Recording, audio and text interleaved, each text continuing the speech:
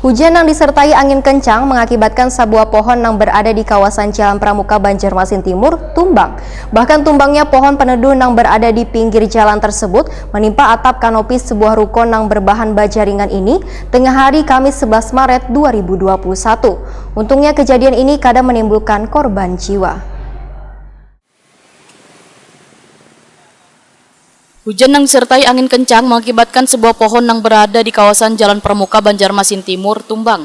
Bahkan tumbangnya pohon peneduh yang berada di pinggiran jalan tersebut menimpa atap kanopi sebuah ruko yang berbahan baja ringan ini tengah hari Kamis 11 Maret 2021. Untungnya kejadian ini kadang menimbulkan korban jiwa. Kondisi atap kanopi ruko yang menjual peralatan CCTV One Cafe ini akhirnya porak-poranda akibat diterpa angin kencang. Udin, salah seorang warga yang melihat kejadian tersebut, Wahyu Takoni Prima TV memadahkan, sebelum kejadian hujan lebat yang disertai dengan angin kencang di kawasan Jalan Pramuka, tiba-tiba angin kencang tersebut menerpa atap kanopi hingga membuat atap tersebut roboh dan menimpa pohon hingga ke jalan raya. Untungnya, wayah kejadian ujar Udin kada menimpa pengendara yang lewat. Namun jalan di kawasan tersebut sempat macet hingga petugas datang membersihi sisa pohon yang tumbang.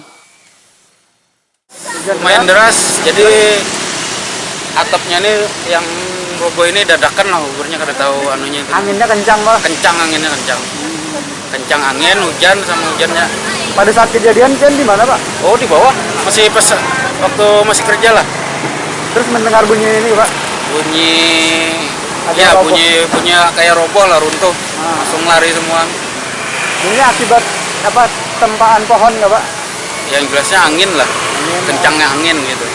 Mengakibatkan pohonnya tadi jadi Kalau pohon ini kan akibat ini atap, timpahan atap. ini. Supaya kejadian ini kada terulang lagi, maka petugas dari Dinas Lingkungan Hidup Banjarmasin melakukan pemangkasan pohon-pohon yang berada di sekitar kejadian.